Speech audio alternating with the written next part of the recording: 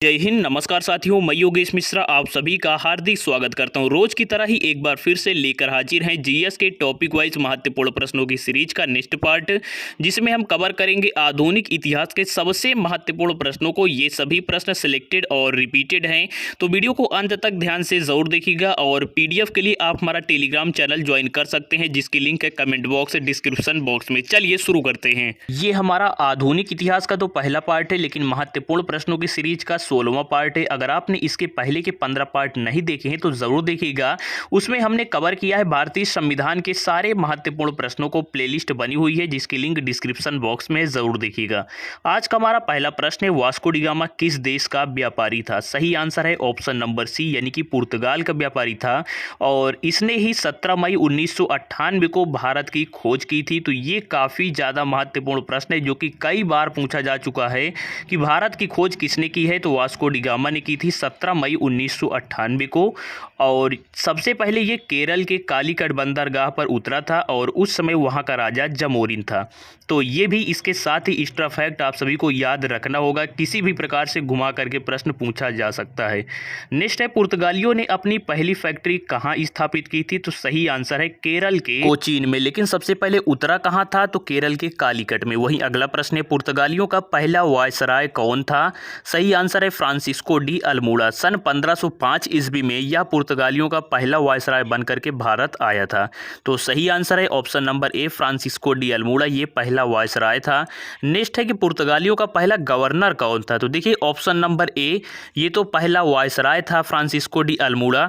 लेकिन अगर बात करें पहला गवर्नर की, तो ये है ऑप्शन नंबर बी, इसमें राइट आंसर है अल्फांसो डी अल्बुकर्क। ये पुर्तगालियों का पहला गवर्नर था, और इसने ही 1509 ईस्वी में गोवा के राजा आदिल शाह को मार करके गोवा को भी हड़प लिया था। ठीक है, तो ये इससे संबंधित एक और महत्वपूर्ण फैक्ट निकल कर आता है। वहीं अगला प्रश्न है, पुर्तगाली ईस्ट इंडिया कंपनी की स्थापना कब हुई थी? सबसे ज़्यादा महत्वपूर्ण प्रश्न है। सही आंसर है 1498 में। इसके बाद हम जान लेते हैं कि किस चीज़ का व्यापार करते थे भारत में। तो ये व्यापार करते थे नील, सोरा, मसाला, जड़ी बूटियों का। सोरा मतलब गन पाउडर।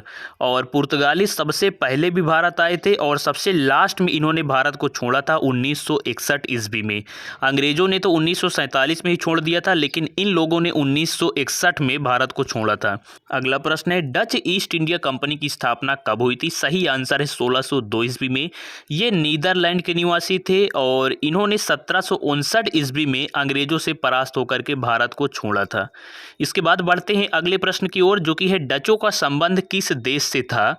रूस से, आयरलैंड से, नीदरलैंड से, या फिर इनमें से कोई नहीं? तो अभी हमने जाना कि डच नीदरलैंड के निवासी थे, तो डचों का संबंध नीदरलैंड से था। वहीं अगला प्रश्न है, अंग्रेजी ईस्ट इंडिया कंपनी की स्थापना कब हुई? सबसे ज़्यादा महत्वपूर्ण प्रश्न है कि 1498, 1600, 1700 या फिर 1605 ईस्वी में। सही आंसर है 1600 ईस्वी में अंग्रेजी ईस्ट इंडिया कंपनी की स्थापना हुई थी। वहीं अगला प्रश्न है, भारत में आने वाला प्रथम अंग्रेज कौन था? तो सही आंसर है कैप्टन हाकिम्स। जी हाँ साथियों, ये कैप्टन हाकिम्स सबसे पहले जहांगीर के दरबार में आने वाला ये पहला अंग्रेज था। मतलब भारत आने वाला ये प्रथम अंग्रेज था, और ये सबसे पहले जहांगीर के दरबार में 1608 ईस्वी में आया था।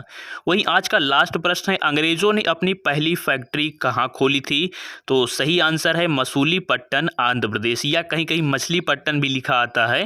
तो ये दोनों आप सभी को याद कर लेना होगा, आंध्र प्रदेश में, और 1611 ईस्वी में खोली थी। और आज का एक प्रश्न आप सभी के लिए, जो कि कल के वीडियो से था, कि हमारे मौलिक अधिकारों का निलंबन कौन और किस स्थिति में कर सकता है? दोनों ही चीज़ को आप सभी को कमेंट बॉक्स में एक्सप्लेन करना होगा। और वीडियो पसंद आया तो वीडियो को लाइक, साथ ही अपने दोस्तों के साथ शेयर करना ना भूलिएगा। और इसकी पीडीएफ के लिए टेलीग्राम चैनल जरूर ज्वाइन कर लें। धन्यवाद।